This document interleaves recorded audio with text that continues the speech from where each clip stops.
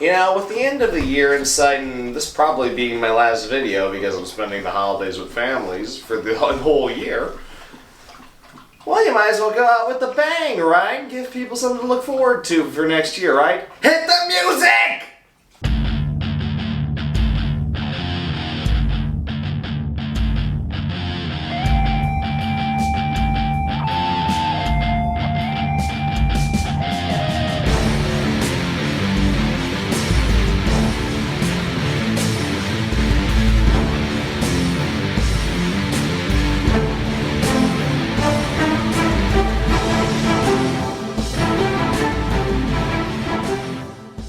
Hey YouTube, it's me Joe, and I'm back with another reaction. Well, I hope you all enjoyed that little intro, and I have to thank, you know what, I know it's probably, I mentioned him at the back, but you know what, it's gotta be done. Thank you, Nate, for helping me out with that. Really, really appreciate it, buddy. Yes, so, it's the end of the year. Well, yeah, it is the end of the year. This might be my very last video of 2021. Wow, time flies, don't it? Well, and the reason for that is simple. I'm spending holidays with family, of course, and plus, I mean, so is everybody, so might as well call it a break, call it a year, and wait for next year to get things started again. Right, buddy? So, I decided to round out the year with the next installment of Hunting the Bismarck, so we're gonna watch that, right, Koa? So yes, last video, the hood sunk, she's gone, and now the real hunt begins. Now, the famous order has been given. Sink the Bismarck. Let's see what becomes of those orders. In 3, 2, 1, and play. With the hood sunk and the Prince of Wales damaged, nothing stands between the Bismarck and the Atlantic. But this is only the beginning of the Royal Navy's misfortunes. That's saying it in short words. This episode is sponsored by Wargaming. Download World of Warships and use the code EXTRA1 for free goodies. Link in the description. More hair on my coat. The 24th of May, 1440 hours. Admiral Tovey's flagship, King George V.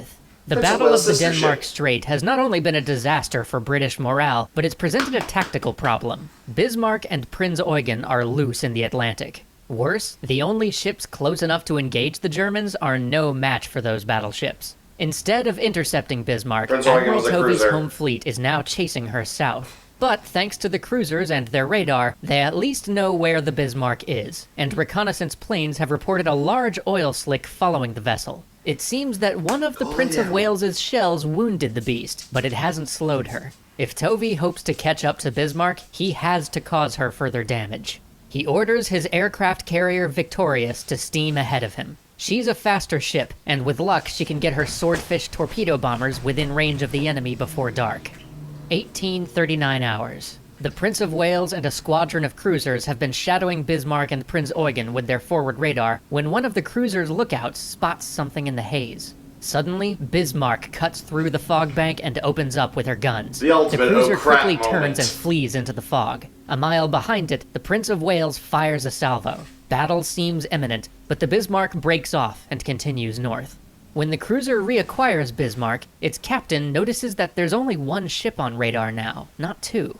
The attack was a bluff, a ploy to break radar contact so Prinz Eugen could detach and slip away. They've lost one prize. 2,300 hours on the aircraft carrier Victorious.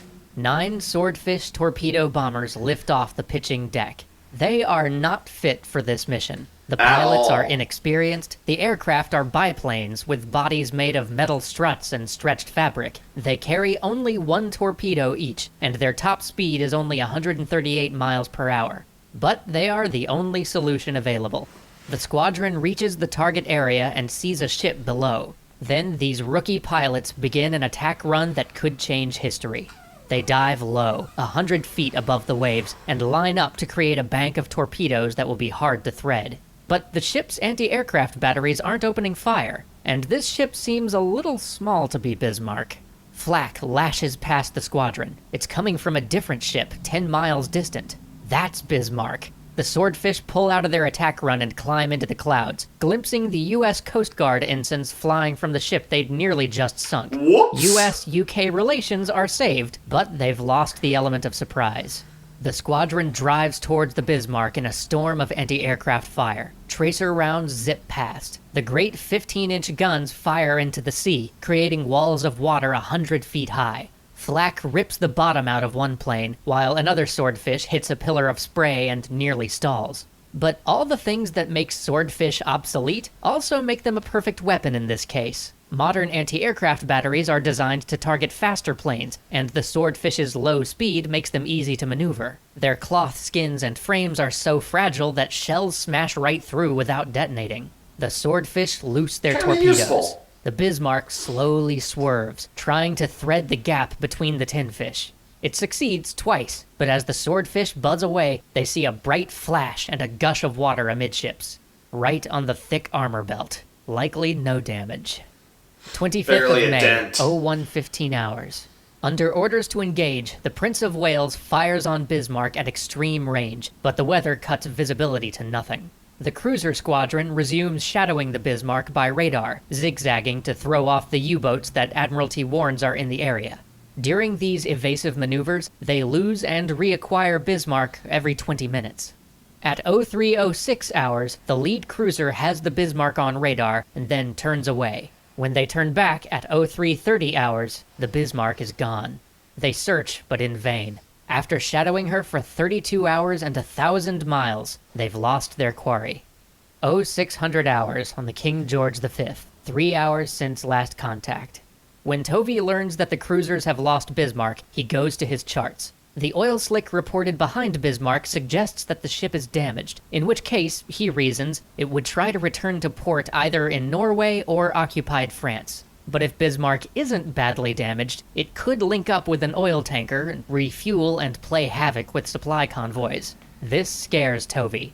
His ships are already low on fuel, and if the search continues too long, they're going to have to British ships have return been home. If notorious Bismarck for gas finds a tanker, guzzlers. she could simply wait them out. He orders several of his cruisers, battleships, and the Victorious to refuel in Iceland. It'll mean he's short-handed in the meantime, but he'll have the option for a long-term search. If it comes down to it, he has the battleship Rodney in intercept position, just in case Bismarck heads for the French coast. 0930 hours at Bletchley Park. 6.5 hours have passed since last contact. Every day is a race for the code breakers at Bletchley Park. The settings for German Enigma code machines change every day, and every day, Bletchley's bomb, a huge computer, runs through different settings until the intercepted messages turn into readable German. Yeah, basically Once was the that whole happens, idea of it's saying, a scramble to decode like, as many instead of intercepts as possible it before was the literally codes a change again. big machine that Hut 4, the deciphered computer every that deals possible with code German at naval once. signals, is trying to sort through a mountain of Ingenious intercepts and to useful, find yes. where Bismarck is headed. But the I still Bismarck think of it as isn't a the bit of only a German vessel in the Atlantic, and because the naval version of the Enigma has 5 rotors instead of 4, actual decryptions will take a week to come the Enigma through. had about In like the absence 5, of translations, the 150 analysts try to identify Bismarck's signals by the different, electronic like- fingerprint of its like transmitter possible and ciphers, the typing so- style of the ship's Morse operator. If they find a signal that matches, they triangulate its position. The evidence is mixed. One triangulated signal seems headed for France, but other possible hits indicate Norway. But one analyst notices that the broadcasts being sent to the Bismarck have changed origin points. Until noon the previous day, signals to the Bismarck originated at a station in Germany, but now they're coming from Paris. This suggests that Bismarck has traveled out of the German station's range and is headed for France. They decide to trust the French signal. They broadcast the raw data to Tovey, whose destroyers can triangulate the signals with their own equipment. 10:47 hours on the King George V. 7.5 hours since last contact. Tovey reviews the raw Ultimate data sweat indicating mode. France, but in Increase. triangulating it, he makes a mathematical error. According to his map, the Bismarck is headed north toward Norway. He orders all ships to search north of the Bismarck's last known position. 1200 hours at the Admiralty, 9 hours since last contact.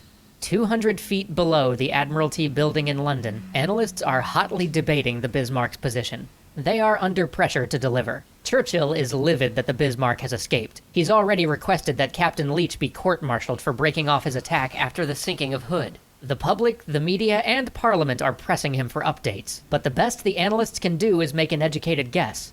Over the morning, they send signals that they believe Bismarck is headed for France, but they order destroyers and cruisers to guard the passages around Iceland just in case.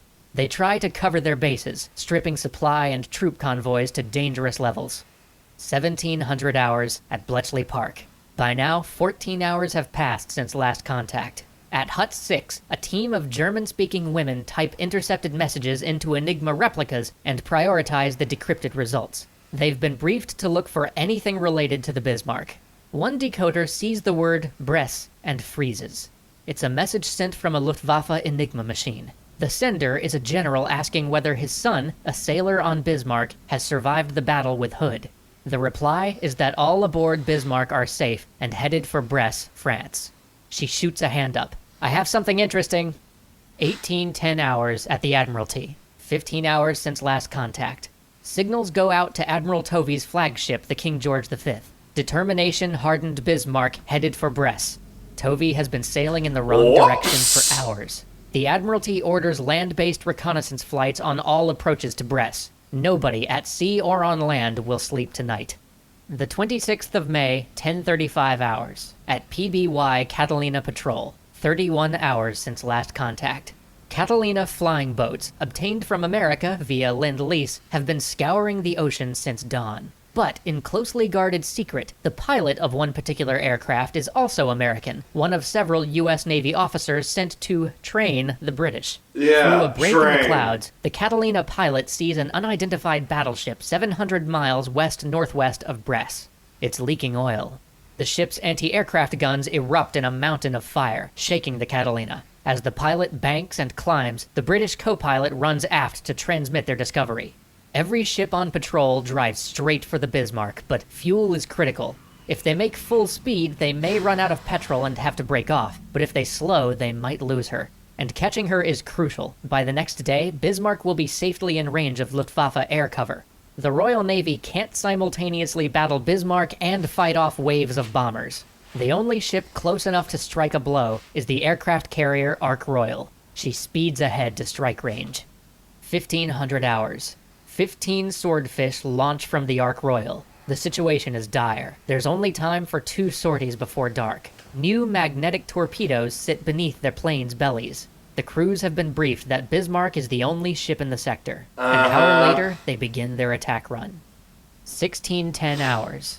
Under orders from Force H, the British cruiser Sheffield has rushed ahead to shadow Bismarck by radar. They've just acquired her when the lookouts hear aircraft engines. The Swordfish flight bears down on them in an attack run. The HMS Sheffield's captain orders full speed and turns toward the planes, hoping to thread the torpedoes. 4 of the Swordfish realize their mistake and break off, but 11 release their payload. By a stroke of pure luck, the new torpedoes are faulty. 6 detonate on contact with the water, leaving the Sheffield only 5 to weave through. And she makes it, but barely. Returning to the Ark Royal, the demoralized pilots refuel and rearm for another run. They had 2 chances to damage Bismarck, and they just lost one of them by attacking their own ship. Join us next time for one last attempt to stop the largest warship on Earth. And it will be one hell of a D20 roll. And that ends this episode of the Bismarck and my last video of the year, most likely. Because next week I'm going to be spending time with family and mostly be spending the holidays with them. And then I don't know what's going to happen after Christmas, I know. I know for a fact that is my limit, but we'll see what happens.